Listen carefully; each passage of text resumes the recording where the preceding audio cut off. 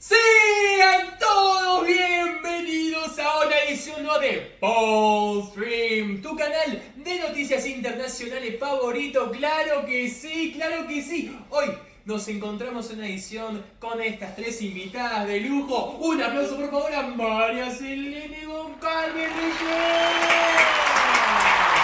Acá a mi izquierda tenemos a Bianca Goncalves. Y por último, no por último, es la menos especial, tenemos a Dalma Massa. Por supuesto, a nuestro gran querido presentador, Franco Guido Yere.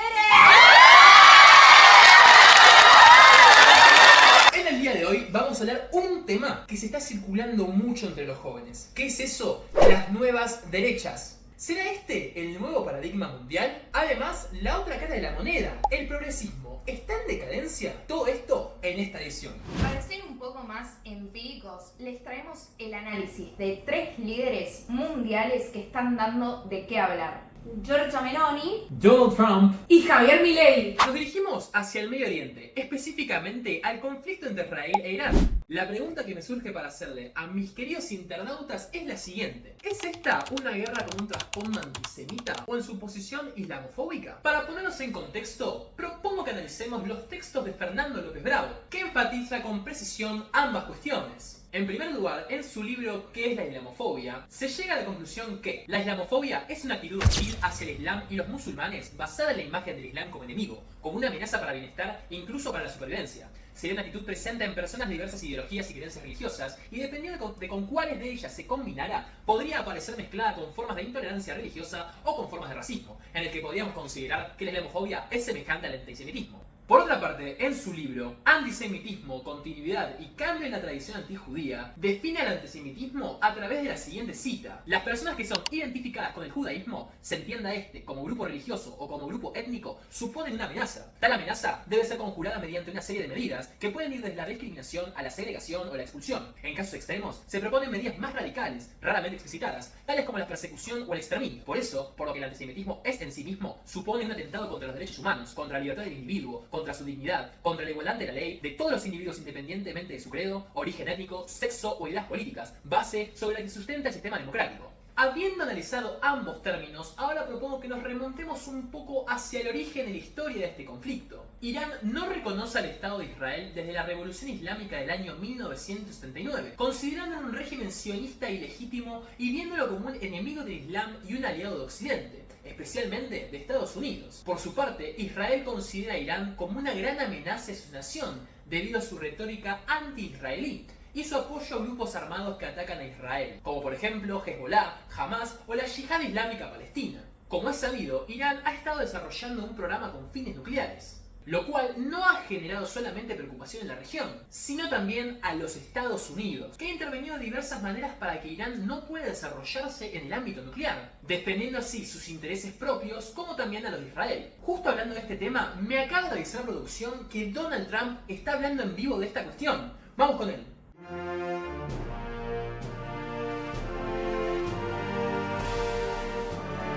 Hace poco, nuestras Fuerzas Armadas de Estados Unidos lanzaron ataques masivos y de precisión contra tres instalaciones nucleares claves que estaban desarrollando en Irán: las de Ford, las de Natanz y las de Esfahan. Todos hemos escuchado estos tres nombres durante años, donde está adelantando este terrible proyecto que amenazaba no solamente a Israel y no solamente a Occidente, sino a todo el mundo. Nuestro objetivo era claro: destruir el enriquecimiento nuclear de Irán y poner de fin a la amenaza del principal país terrorista del mundo. Esta noche puedo decirles que los ataques fueron espectaculares. Un gran éxito militar nuevamente de nuestro país. Irán, el matón de Medio Oriente, ahora tiene que acceder a la paz. Si no, los ataques futuros serán más intensos y más fáciles. Muchas gracias. Ahora nos vamos al otro lado del charco, a la cuna de la Constitución, Italia. El internacionalista José Antonio Saraguja establece la crisis del 2008 como el punto que marca el fin del proceso de globalización, proceso del cual nace la Unión Europea en el año 1993 en busca de una integración regional y que implicó la transnacionalización de la economía, una limitación de la autonomía estatal y una redistribución del poder.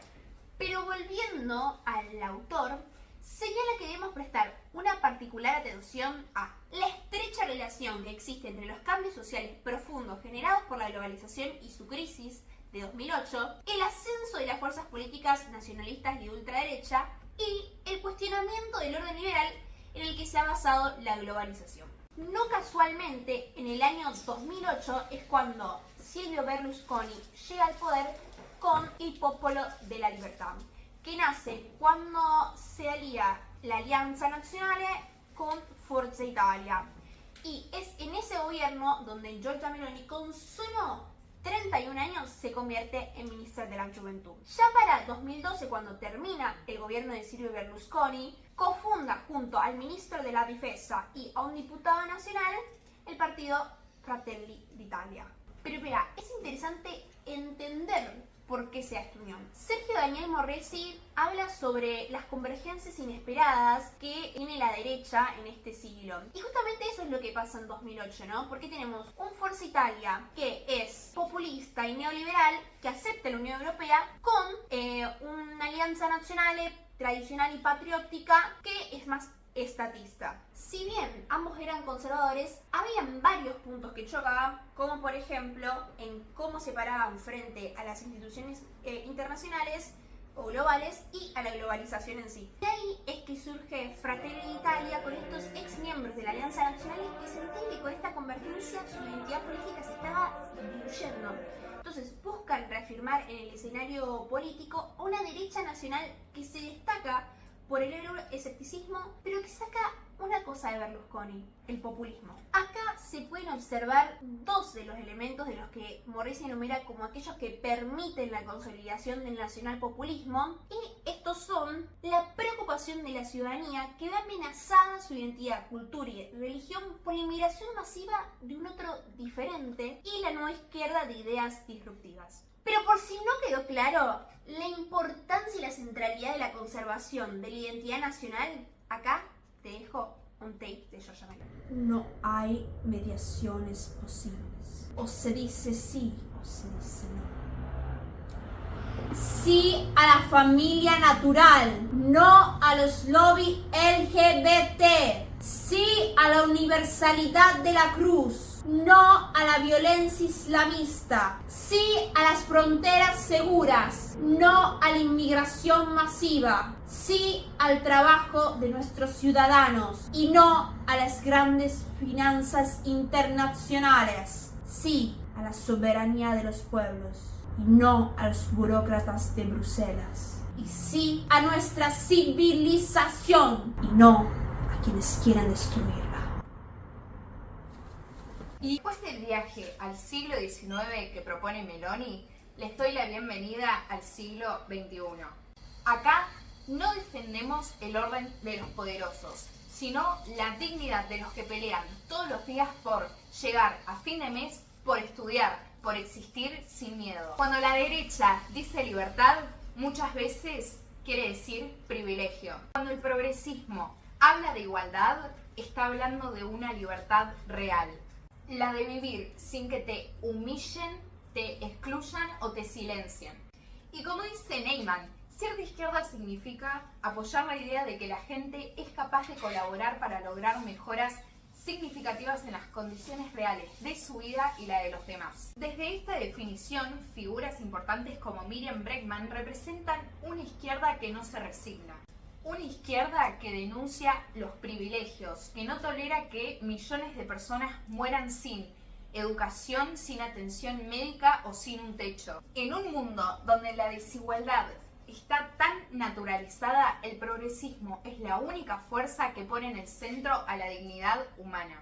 Mientras la izquierda lucha por articular los distintos poderes que generan sujetos sociales diferencialmente construidos, la derecha lo que hace es arrollar estas luchas con un discurso que reduce la libertad a la censura y coerción. La izquierda todavía apuesta por la unión en torno a anhelos humanos compartidos de justicia.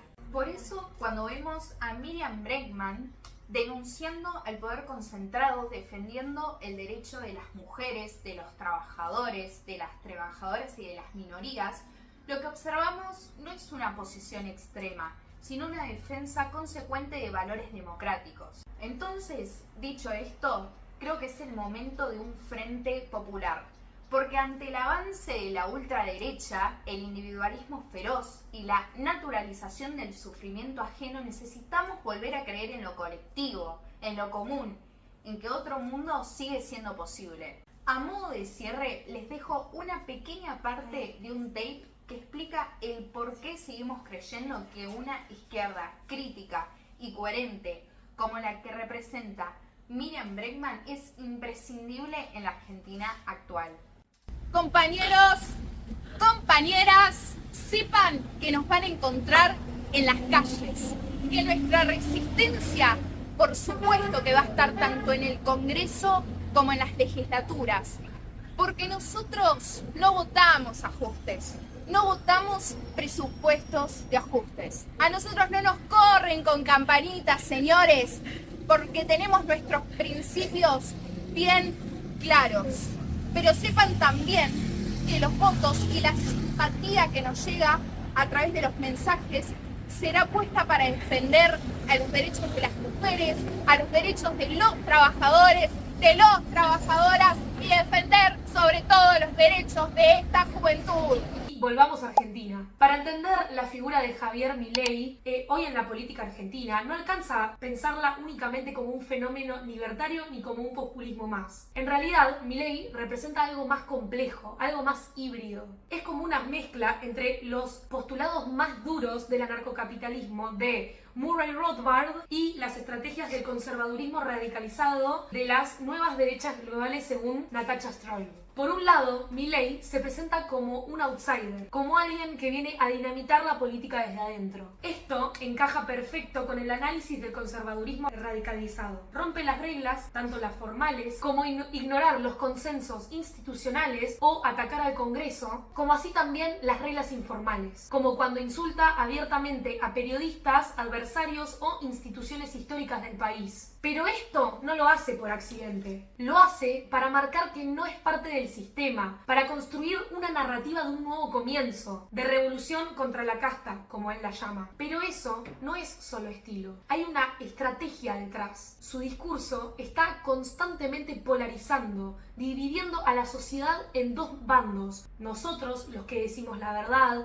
los que trabajamos, los que queremos libertad, y ellos, que son la casta, los parásitos, los progres. Esta lógica del amigo-enemigo es clave dentro del conservadurismo radicalizado, que ya no busca consenso, sino simplemente arrasar contra el adversario. Milei no es solo un provocador, es alguien que reivindica explícitamente las ideas del anarcocapitalismo. Rothbard, que es su gran referente, plantea que el Estado es un gran agresor, que los impuestos son un robo y que la libertad individual y la propiedad privada son derechos absolutos. Y Milei no solo repite esto en los medios, sino que su programa de gobierno también apunta a privatizar todo, a sacar al Estado de todos lados, incluso en la salud, la educación, la seguridad o la infraestructura. Claro, él sabe que no puede abolir el Estado de un día para el otro, pero su discurso no se modera, no acepta un punto medio.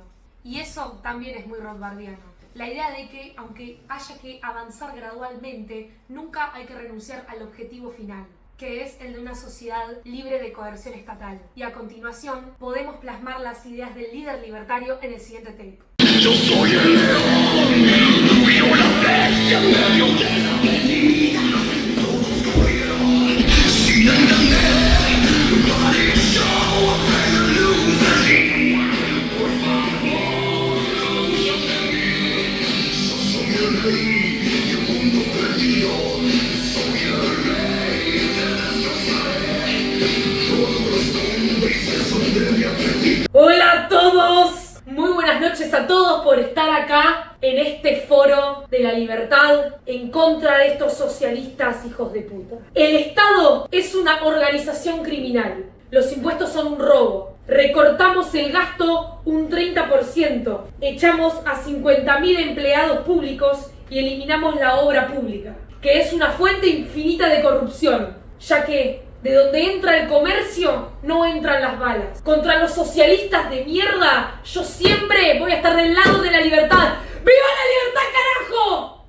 Y es así como llegamos al final del programa. Esperamos que esto les haya servido de algo. Y que seamos conscientes a dónde van a destinar sus votos en las siguientes elecciones legislativas. Y que no debemos olvidar que con nosotros, que con la juventud está el verdadero cambio. No dejemos que la democracia entre en peligro. Se fue otra edición de Paul Street. Y esto fue